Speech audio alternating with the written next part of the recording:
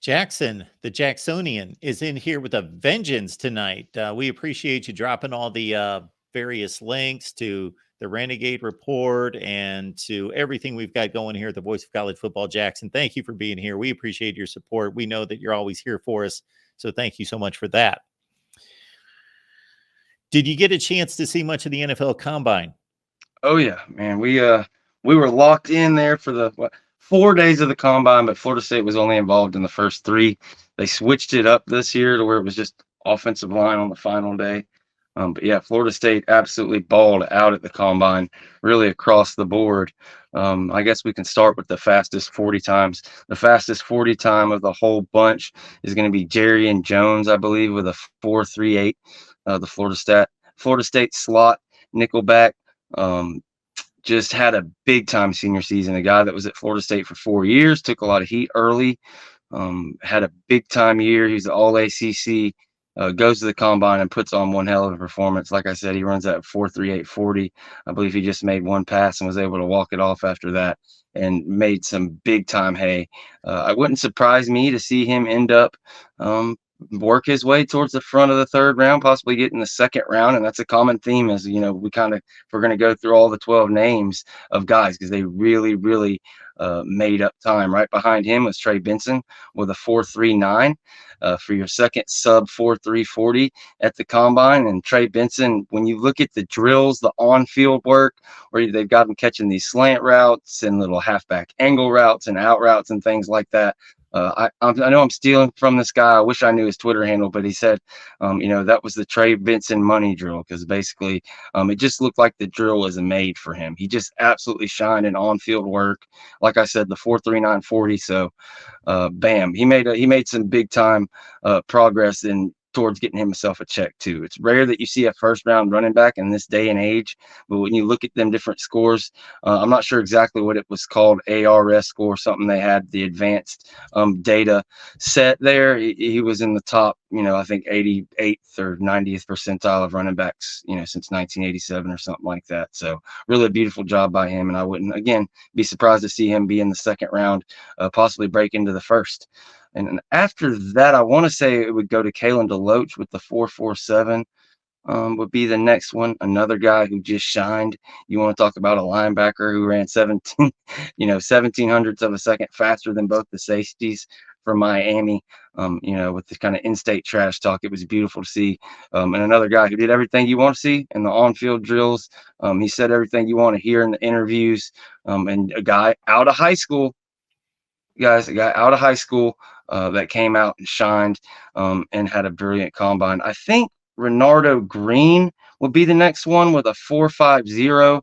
Ended up with a 4.50 flat, which for him is big. I thought that was a great time for him. Renardo Green is a big physical corner.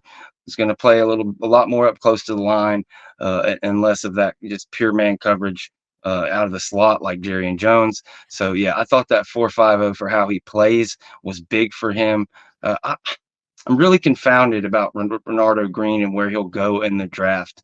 I think third, fourth round is a safe bet. I'd be really disappointed if I saw him fall below that, but he's got a real good shot to be in the top 100, 125 picks. And stop me if you want to interject, but I mean, I could pretty much go through all of them. I think we've got 3 or 4 of them down already. Yeah, you can pretty much keep going at this point, George, because I know I watched less of the NFL Combine than I have in 25 years or whatever. So I didn't see much of anything. I know that I saw a couple tweets from James that he seemed to be pretty proud of the Man, guys. he So got some awesome coverage down there. If you haven't seen all the videos and stuff he put out, especially the stuff that he got to do post production on once he got back, he edited up some videos with like it'd show the 40 and then a bit of some of their combine workouts, and then it would get into their interview. And he's got some of the best footage I've ever seen. He got past the rows of all the reporters and got some clear footage of the different guys and got some great questions in there. So definitely go check that out over at Den Media Group.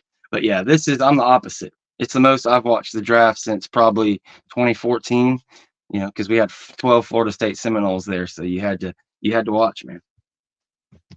very cool. Anybody else that you think made some hay for themselves, maybe picked up a few bucks.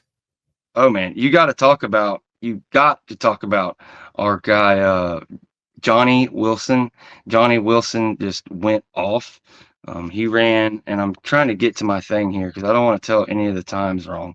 But I believe he ran about a 4.53 at 6'7", 87.5-inch reach, the longest reach ever recorded at the NFL Combine for a wide receiver. That's like unheard of crazy reach. That's like Cam Newton reached. I'm pretty sure that might have been like 3 inches longer than Cam Newton's, but huge, gargantuan reach. He ran a crazy shuttle time. I think it was like maybe I'll have to look it up, but top 10 shuttle times ever. For his size and speed, it was like just out of this world. So Johnny Wilson proved to everybody exactly what kind of freak athlete he is. And if he can become a consistent catcher of the football and get over those yips with kind of the easy ones over the middle, he's going to have a long NFL career. And hate it or not, and call it hyperbole, he's a Mike Evans type athlete. He's somewhere between Mike Evans and Kelvin Benjamin. We'll see where his career goes. Hopefully it's somebody somewhere comfortably in the middle there, and he can have a long NFL career.